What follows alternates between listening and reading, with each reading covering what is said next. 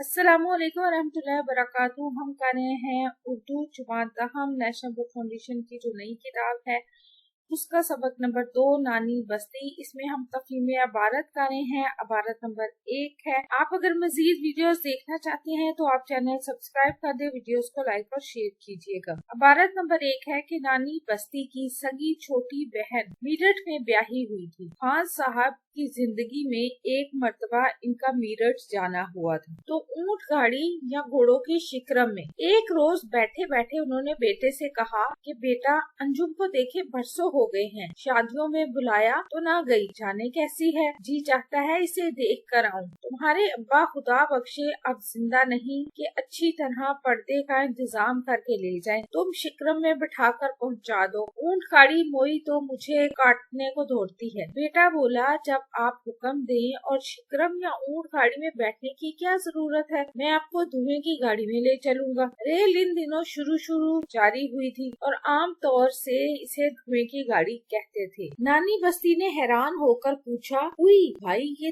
धुएं की गाड़ी कैसी? क्या इसके अंदर चूल्हे सुलगते हैं? नहीं मियाँ, मेरी तो आंखें फूट जाएंगी, पहले ही मुझे कम सूझने लगा है। धंधा करना है तो वैसे कह दो। बेटे ने रेल की हालत समझा बुझाकर बताई और कहा कि इसके आने जाने के वक्त मुकर्रर है। मैं आज स्टेशन पर जाकर इसके चलने का वक्त पूछ आऊंगा तो कल मीरठ चलेंगे। सवालात के जवाबात की तरफ चलते हैं। सवाल नंबर 1 है, इस अबारत का मरकजी ख्याल लिखें। तो इस अबारत में नए और पुराने जो ज़राए आमदोरफ्त हैं उसका मुआवजा किया गया है कि पहले जमाने में किस पर सफर किया जाता था और अब किस पर सफर किया जाता है और ये कैसे चलते हैं। सवाल नंबर 2 है, इस अबारत का खुलासा लिखे। खान साहब की जिंदगी में एक मर्तबा नानी बस्ती का मीरठ जाना हुआ था। रेल इन दिनों शुरू जारी हुई थी और आम तौर से इसको धुएं की गाड़ी कहा जाता था। नानी बस्ती ने अपने बेटे से कहा कि तुम मुझे शिक्रम में बिठाकर मेरी बहन के यहाँ मीरठ पहुँचा दो, क्योंकि ऊंट गाड़ी पर मैं सफर नहीं कर सकती।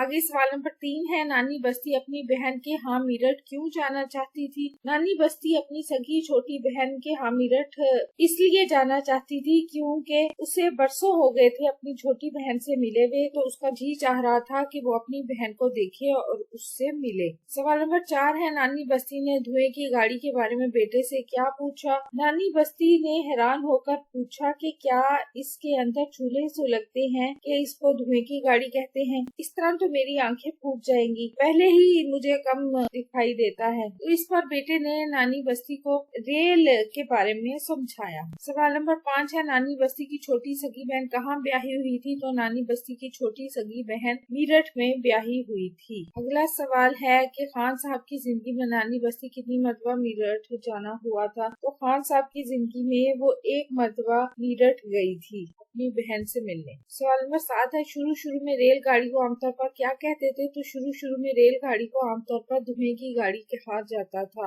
आगे है, नानी बस्ती की ऊंट गाड़ी में ना बैठने की क्या वजह थी? तो नानी बस्ती की ऊंट गाड़ी में ना बैठने की वजह ये थी कि वो नानी बस्ती को इतनी पसंद नहीं थी, बल्कि वो कहती थी कि ऊंट गाड़ी उनको काटने को दौड़ती है।